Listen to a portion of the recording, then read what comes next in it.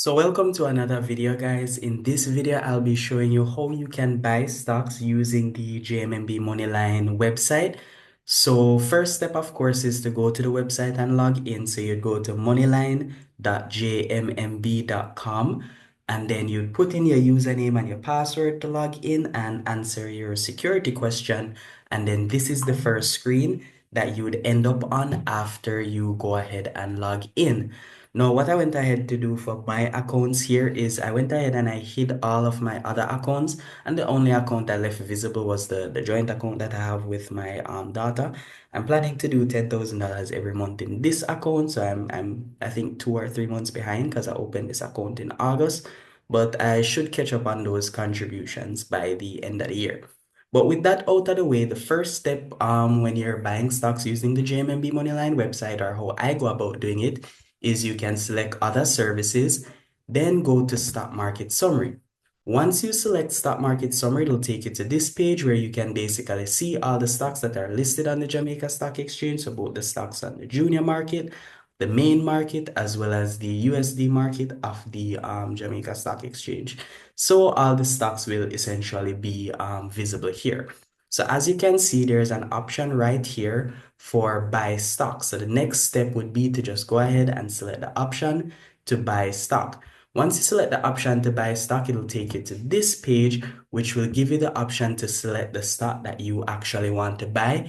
It will show your EMA account number. It'll show the account type, available balance, trading balance. The available balance is the amount of money that is available in your account. The trading balance is the amount of money that you are actually able to trade with. Because what will happen sometimes is you might place a stock order, but the order has not been filled as yet. So that money is technically still in your available balance, but it is not available to actually trade or to buy any stocks with, essentially.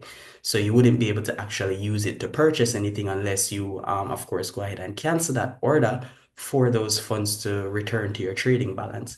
So in this case, for this example, the stock that we are going to be buying to test this out is Trans Jamaica Highway. So what I would have had in this account is $13.60. And that is just the amount that we got in dividends from the small Trans Jamaica Highway position I have in this account, which is around just 500 Jamaican dollars. So we're going to use that $13.60 to just buy some Trans Jamaica Highway shares just for this example.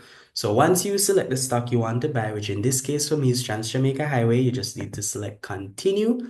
Once you select continue, it's now going to take you to the order screen where you can just go ahead and put in the information for the order that you're going to place.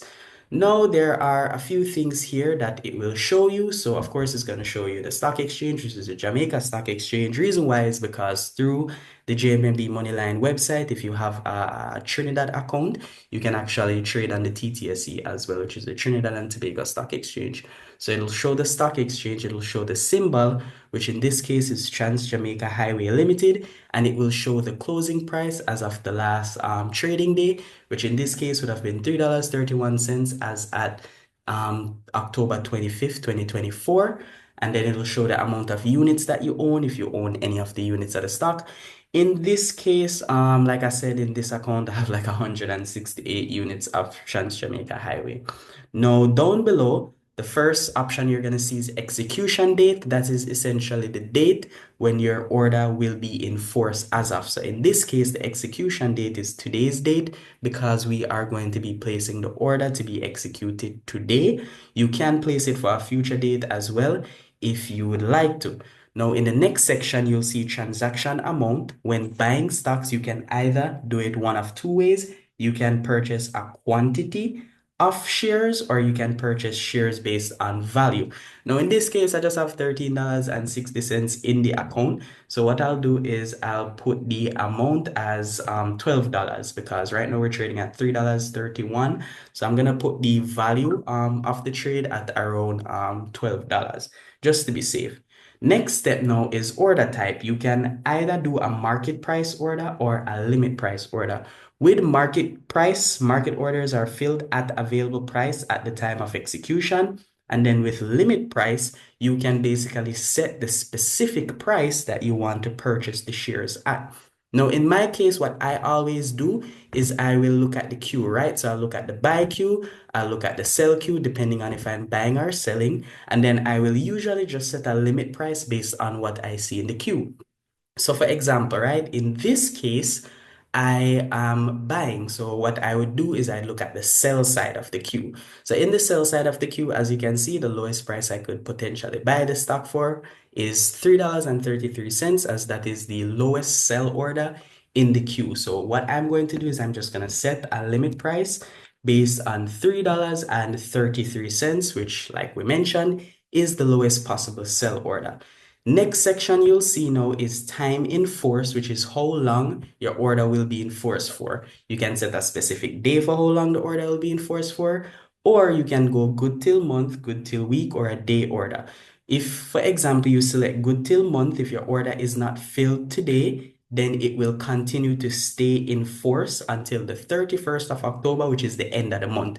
Say, for example, you set the order at the start of November and you put good till month, then your order would be in force until the end of November, for example. So that is how this works. I always just set it as good till date and just leave it for whatever date that is there, which usually defaults to 1 month. Then after that, the last section will say personal note, which you can just make a note to yourself if you want to. I don't normally put anything here. So once everything is filled out above, you can go ahead and select continue. Once you select continue, it's going to take you on the next screen for you to basically review the information that you would have just put in. So just check this, make sure that everything is right, everything checks out.